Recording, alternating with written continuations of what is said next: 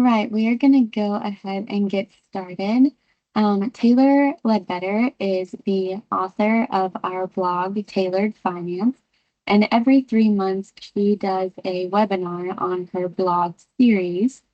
And this one is understanding new tax rules. So it's everything that you need to know about the One Big Beautiful Bill Act. So at this moment, I will turn it over to Taylor to take you through it. Thanks, Jenna. Mhm. So this new tax bill, it was signed into office July 4th of this year. So I am just going to be highlighting some changes to the standard deduction. There were also quite a few changes to the itemized deductions.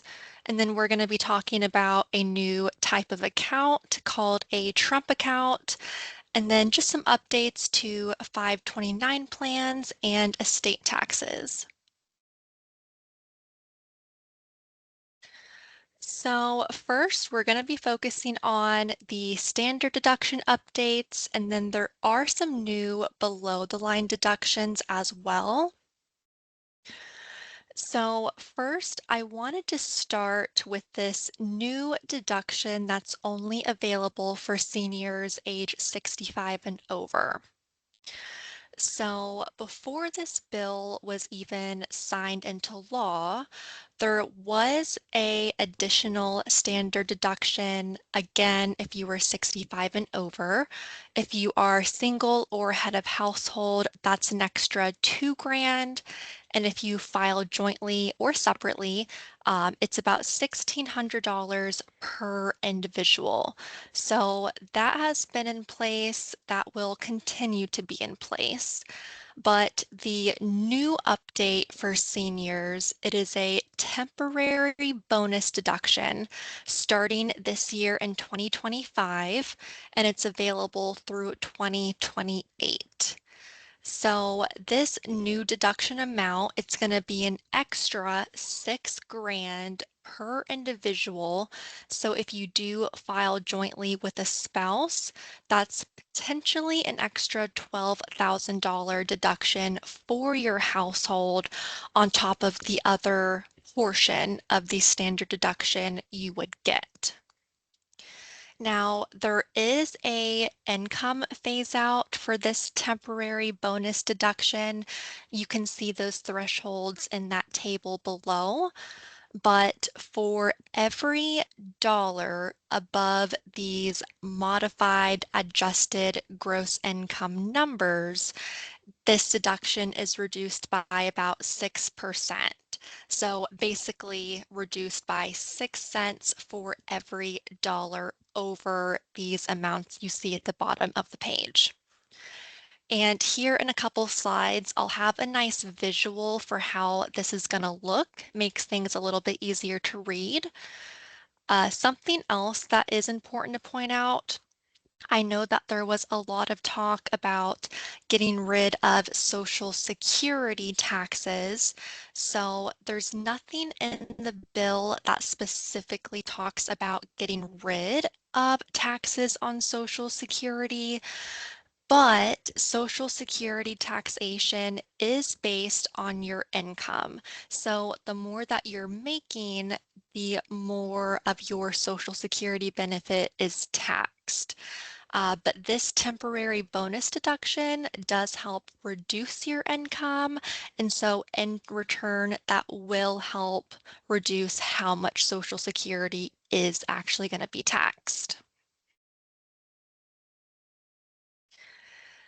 The standard deduction amount for different filing statuses was also updated going into this year. So for single and married filing separate, the standard is $15,750. If you're married filing joint, it is $31,500. And then if you're head of household, it's going to be $23,625. So this visual, it does come from Kites's.com. They are a financial planning site. And I thought this would be a great chart to look at to differentiate just these various different deductions that are now going to be available to people. So let's say that you file married filing joint. You and your spouse are both 65 or older. So you would be eligible for that $31,500 deduction. And then again, another $1,600 per individual, so $3,200 total. And then this 12,000, this is the new temporary bonus deduction. Again, this is available until 2028.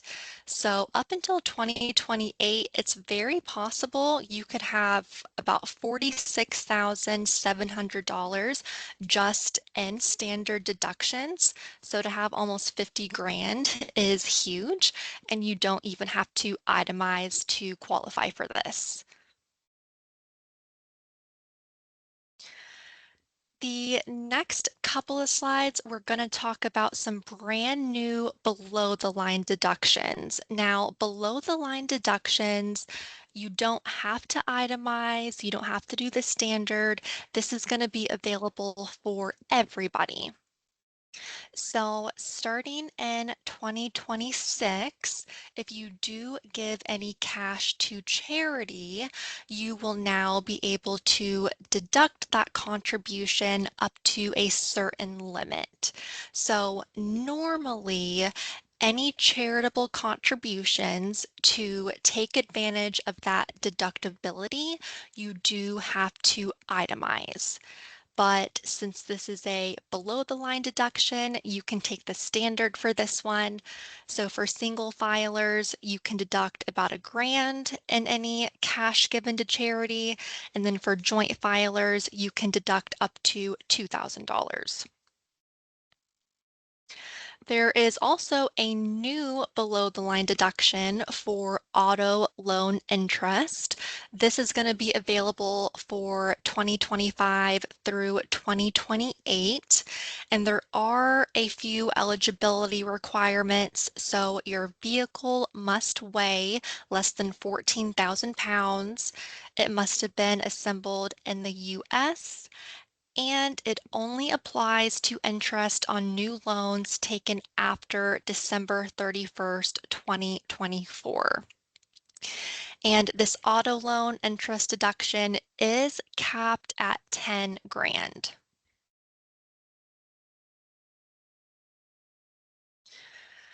So these next couple below the line deductions you may have already heard about. It is for qualified tips and qualified overtime.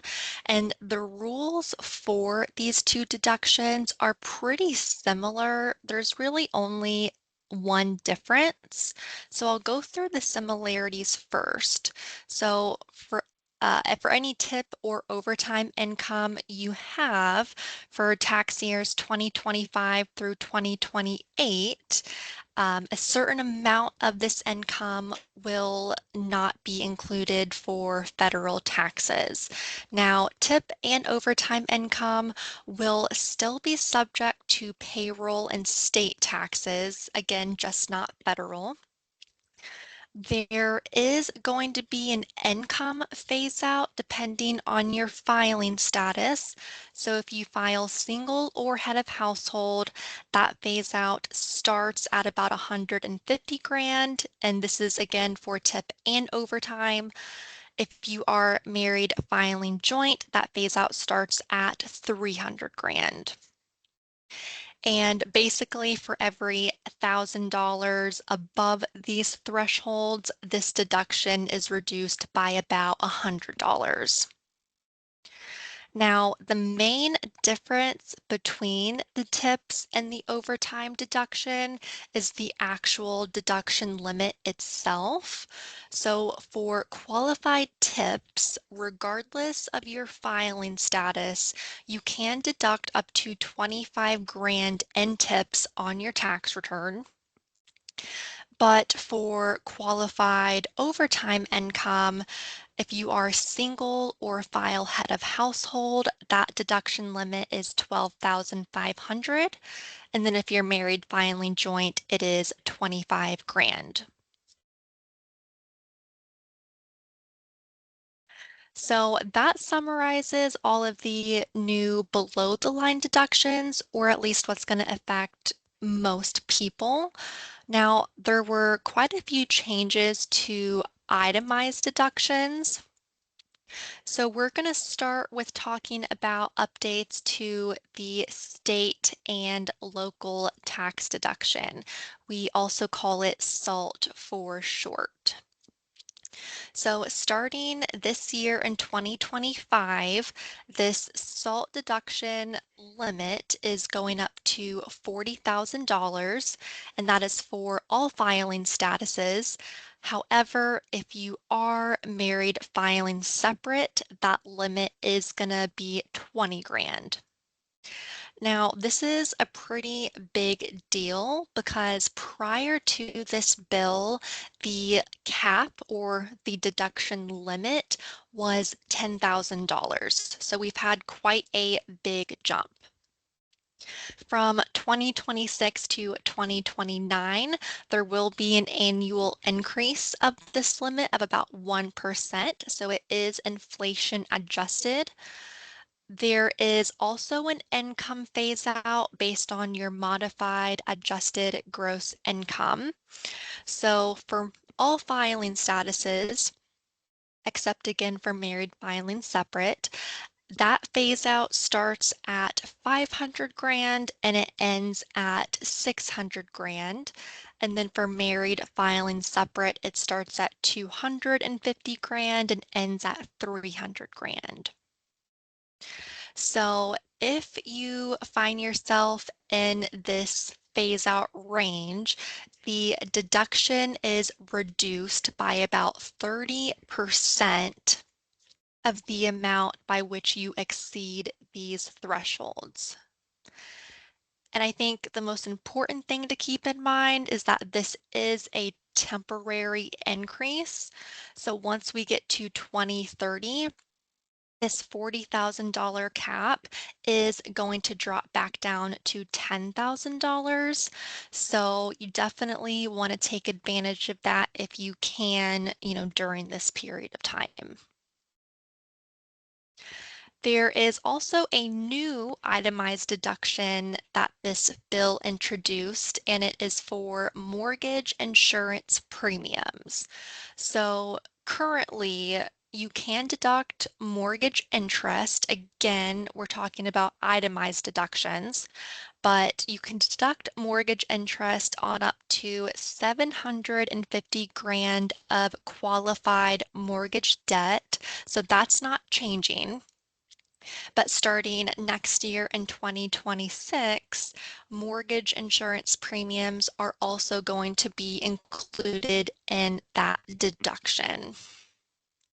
And again, it's only going to be subject to that 750 grand or so of mortgage debt.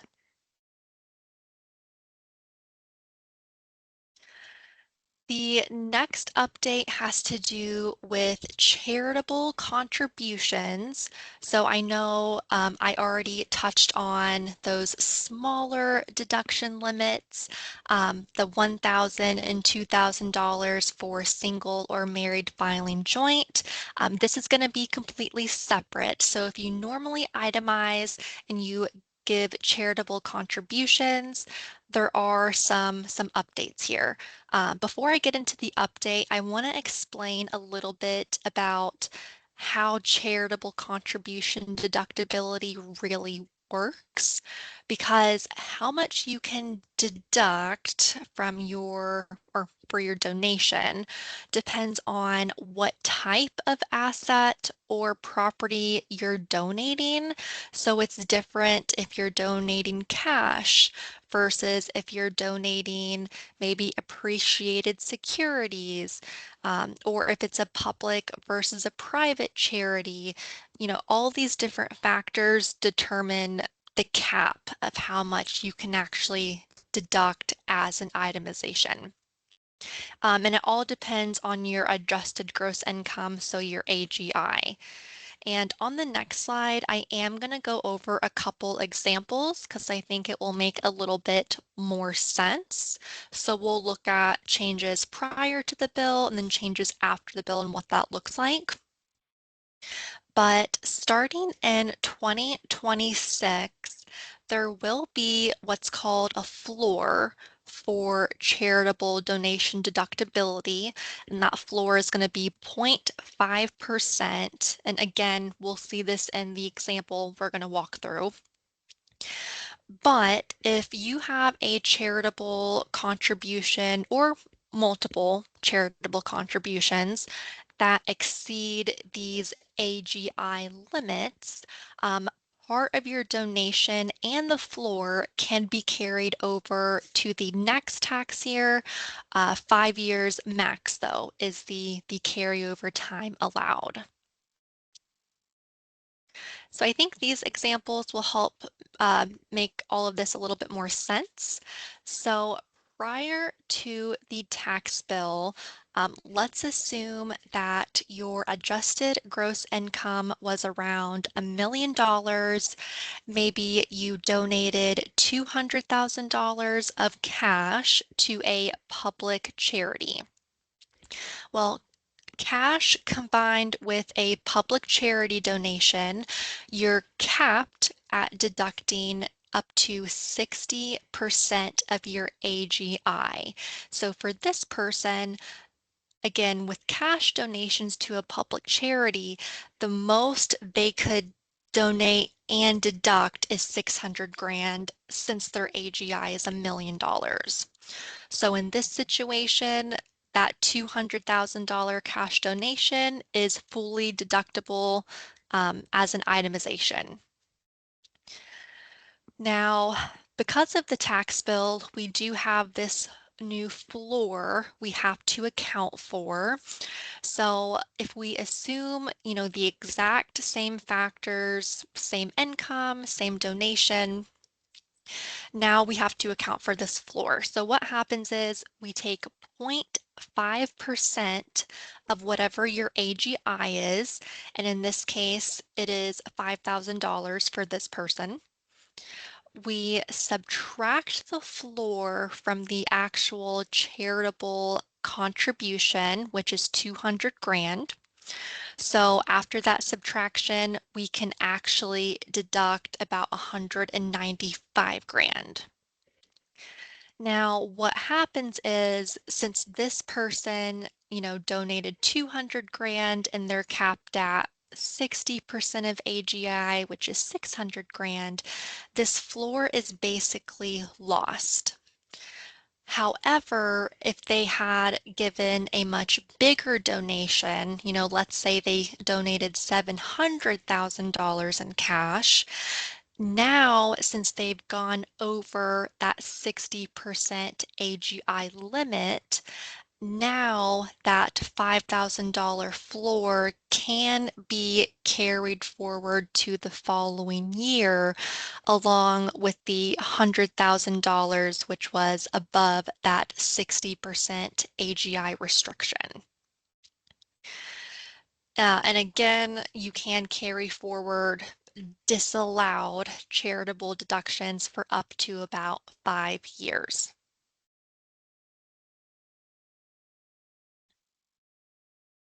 So we have a few more itemized deductions to go through. The next one is going to be wagering or gambling losses. So under current law, wagering losses are 100% deductible up to the amount of wagering gains that you have.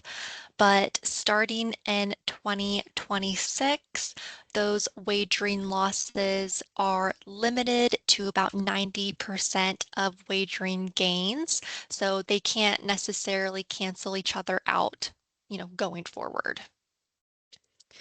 There's also been an update to personal casualty losses. We're still talking about itemized deductions here.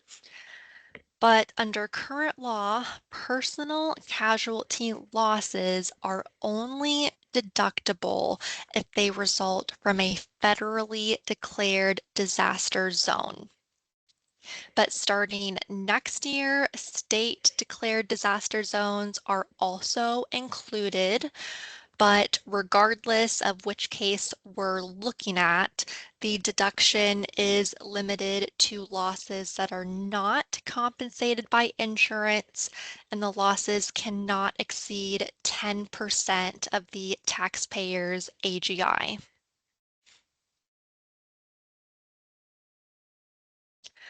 There has also been an addition, a new itemized deduction that is specifically for educators. So currently, prior to this bill, if you're a teacher and you spend your personal money on any classroom materials or any supplies, you can deduct up to $300 on Schedule 1.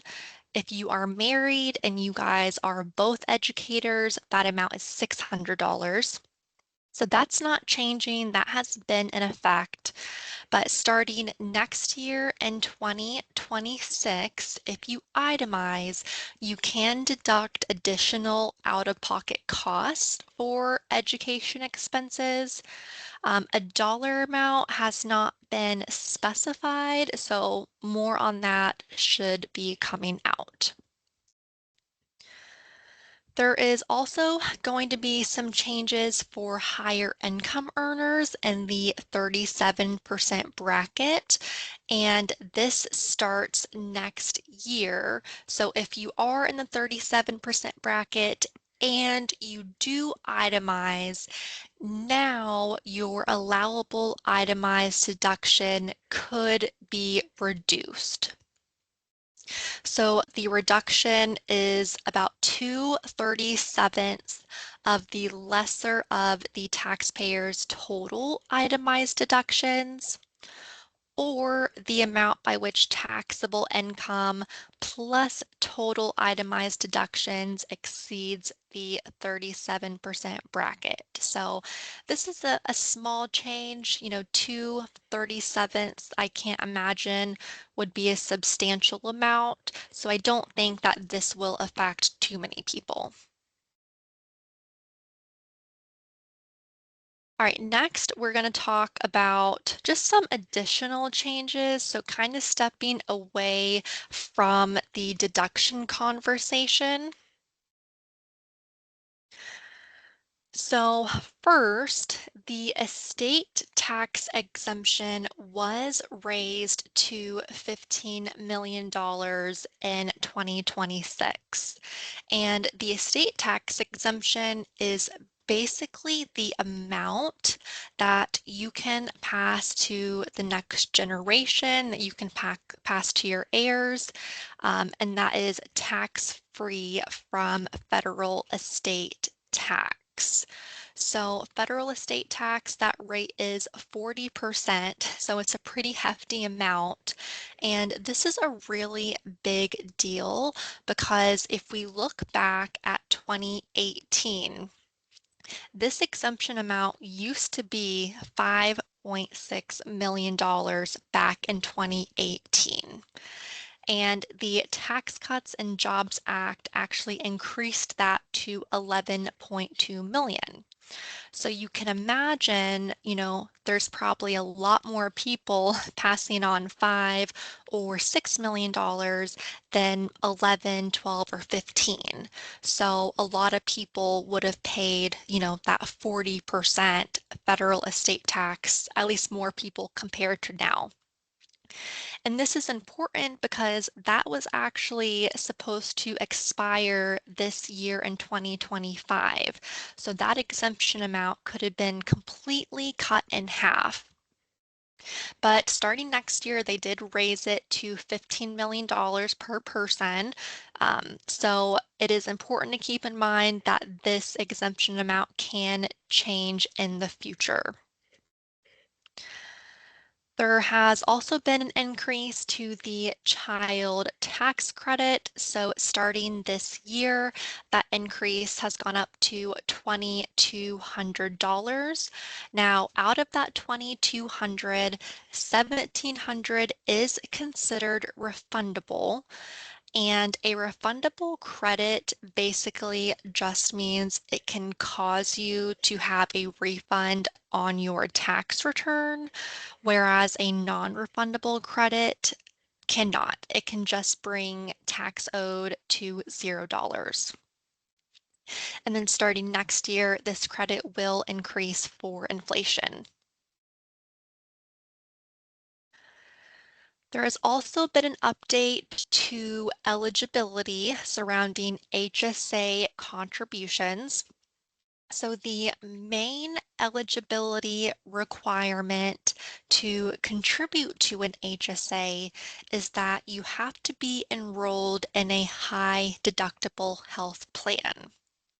So that requirement hasn't necessarily changed, but prior to this tax bill, basically it just had to meet the IRS's minimum deductible and max out-of-pocket limits. But the new tax bill has expanded that definition to all bronze and catastrophic plans offered on a federal or state Affordable Care Act exchange.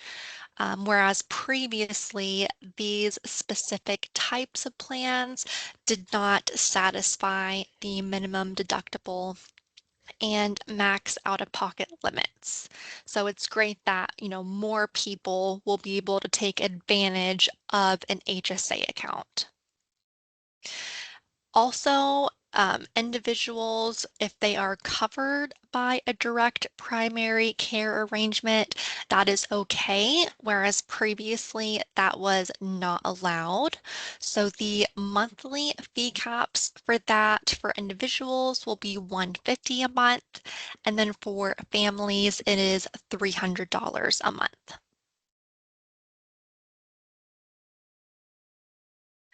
The new tax bill also expanded eligible expenses for tax-free withdrawals from 529 plans, specifically if you are K through 12. So currently, prior to this bill, the only eligible K through 12 expenses for a tax-free withdrawal was really just limited to tuition, and it was capped at 10 grand per year. But the new tax bill has expanded the types of eligible expenses that can be used for a 529 plan. So starting in 2026, it's going to be materials, textbooks, instruction materials, any costs for tutoring provided outside of the home, fees for standardized tests, so AP exams and college admission exams, any dual enrollment fees, and then also educational therapy costs for students with disabilities. And also starting next year, the annual limit for these expenses has been increased to $20,000 instead of 10.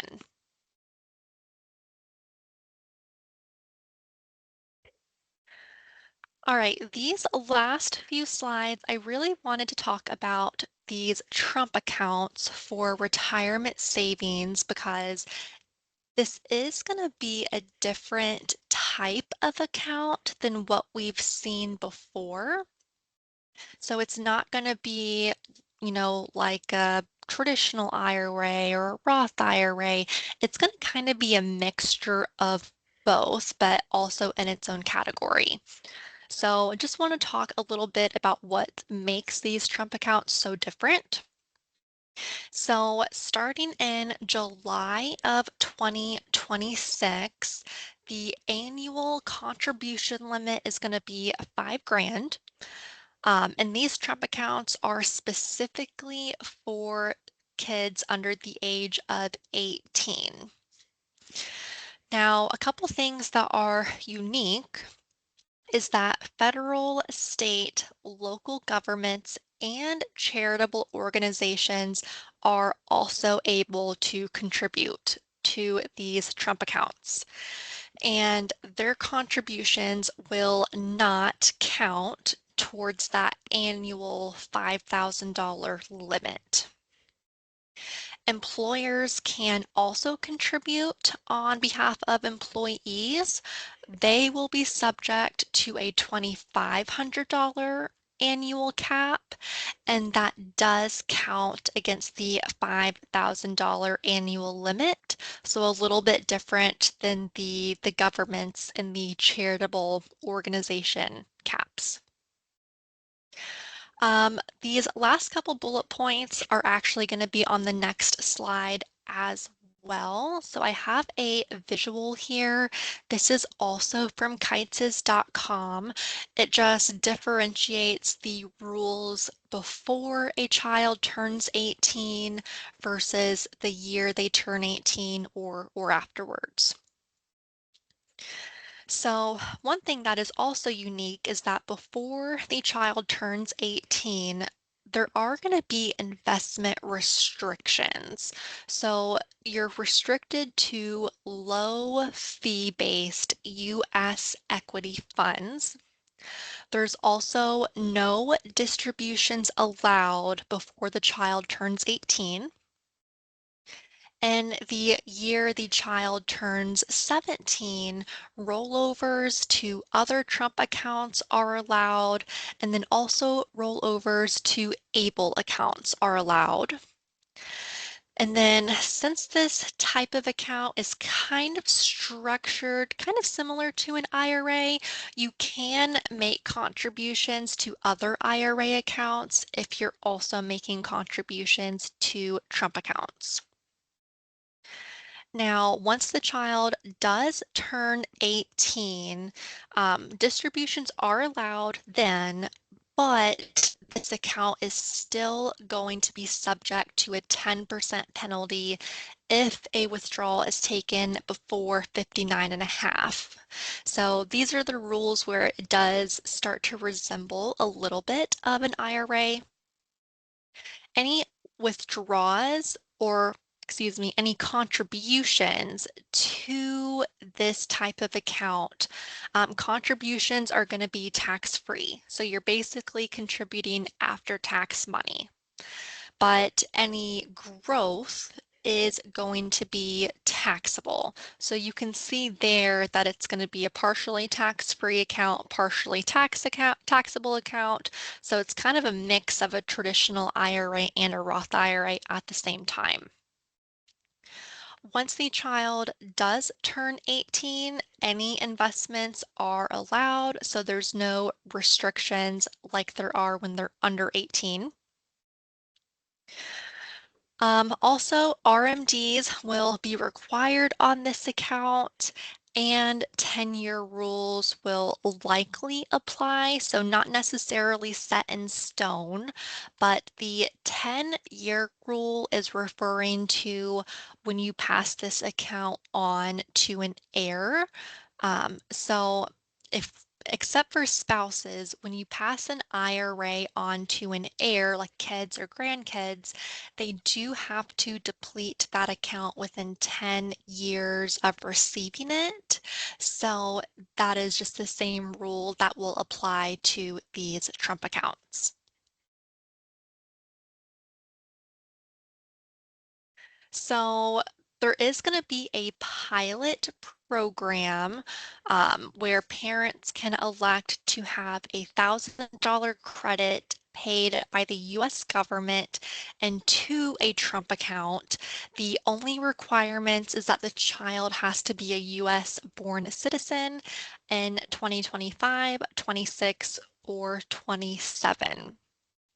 Now, I think this is going to be a great account introduction for kids, but there are still some things that are a bit unclear. I think a lot of people will have questions about what I'm about to list off, and we just don't have answers quite yet.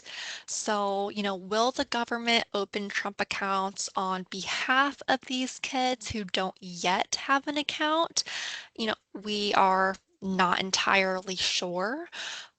For the pilot program, I mentioned that parents can elect to have $1,000 credit paid into the account. We're not quite sure how that election can be made, if it's on a parent's tax return or if there's going to be a special, a separate form required for the credit. We're not sure about that yet. And also with this pilot program, one of the eligibility requirements was that you're born in 2025. However, contributions into this Trump account cannot be made until July of 2026. So we're not quite sure, how the kids born in 2025 will be able to take advantage of that if it can't start till 26. So more on that should be coming out soon.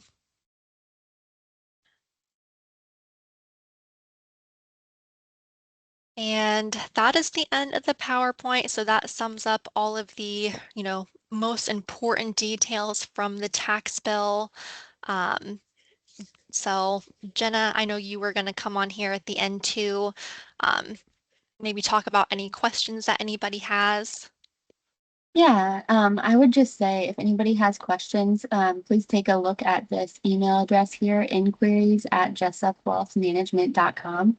If you have anything from today's presentation or anything at all, just send an email there and I will get it to the correct person to address your question. There's a QR code here that'll take you to Taylor's blog page on our website.